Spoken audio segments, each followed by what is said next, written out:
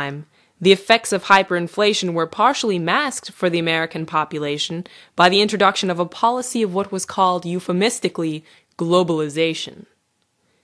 Under globalization, the United States trade policy was restructured after the model of the British East India Company.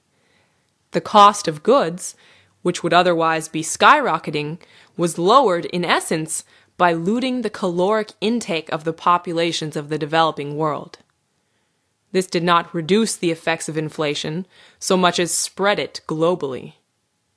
Meanwhile, U.S. production was gutted even further, literally packed up and shipped overseas, where an underfed, undereducated, overworked labor force cheapened the immediate costs of production. At the same time, a move was made to addict the American population to lines of credit.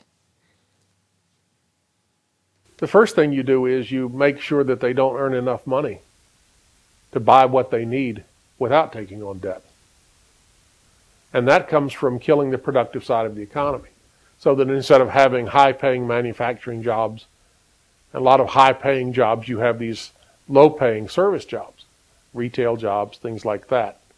You know, and with globalization, we've seen a continual downward push on wages under the theory that we have to be competitive in wages with some country on the other side of the world. This method of using debt to control is very important. And it also gives you some insight, considering how in debt the United States is, of how some of the what some of the levers are that are used to control us. Over the course of the 90s, the mechanisms created by Greenspan for rolling over the debt continued to snowball. The derivatives market spread across the globe. Every time they turn around, they will create a debt. They will calculate the anticipated income on the debt that they've just created.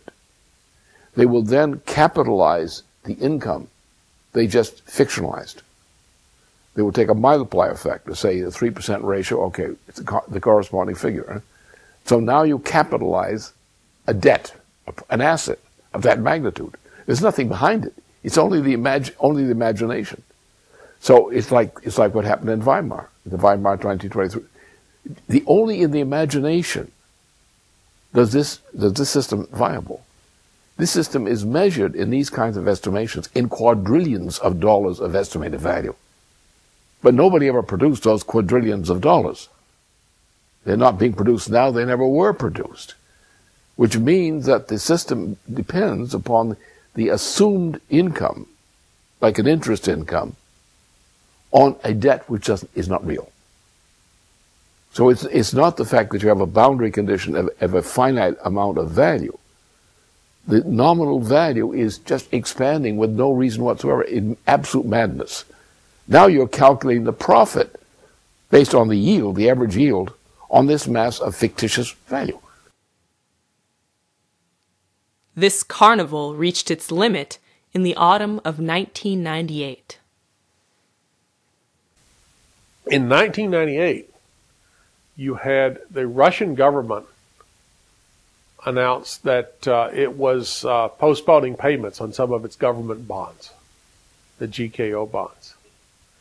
This sent shockwaves through the financial world. Not because the amount of money was significant, because it really wasn't that much money, but because here was a sovereign government telling the financial markets no. If a government says no and can back that up, then the game is over. In a desperate effort to re-inflate a collapsing system, the Y2K scam was launched. Consumers were convinced that come January 1st, 2000, all functions run on the two-digit date system would come to a screeching halt. Calendars would roll over from December 1999 straight to January 1900, unless new software was purchased to further inflate the tech bubble. Hotshots with no skills other than website design became millionaires overnight. The NASDAQ stock market index soared, nearly tripling over the next 18 months.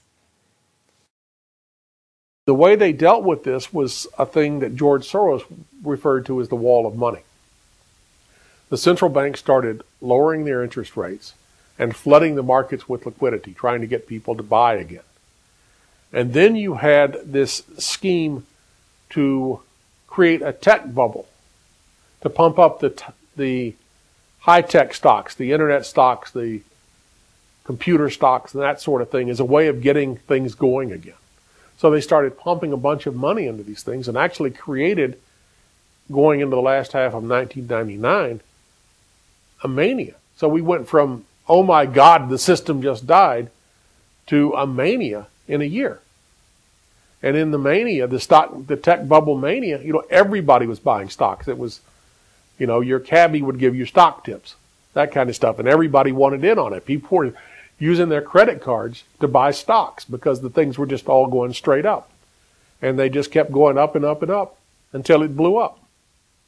And then it was all over. But the effect of it was to bring the system back. It restarted it.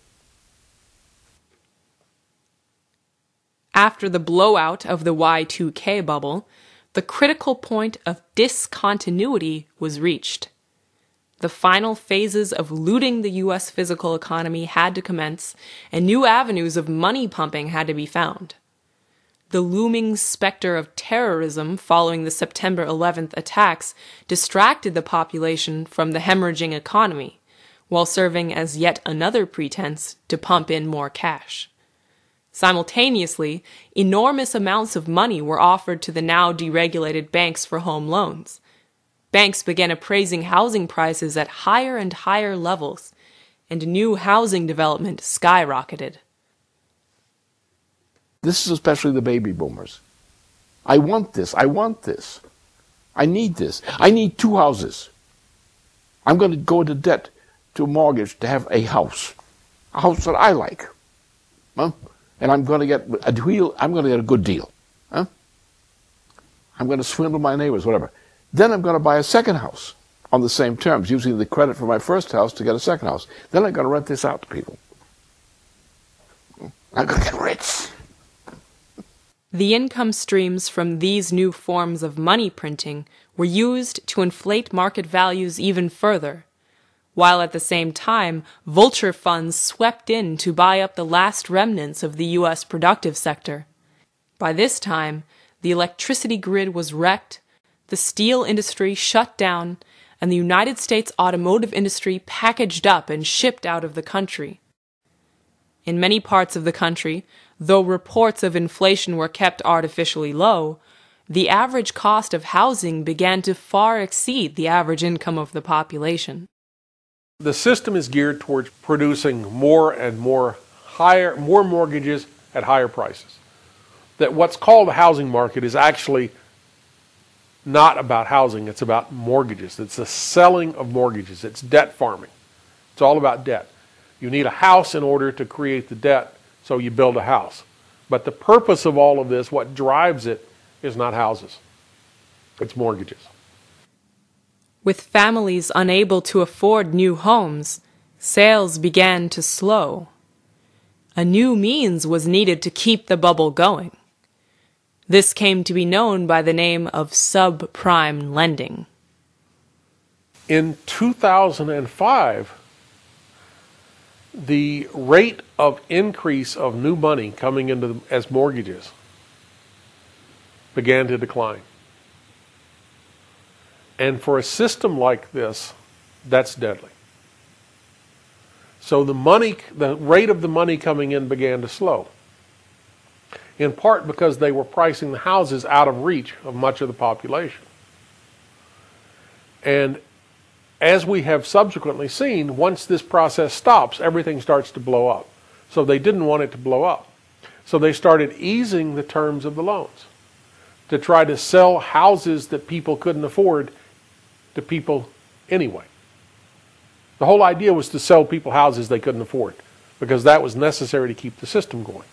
And that's what the subprime loans were.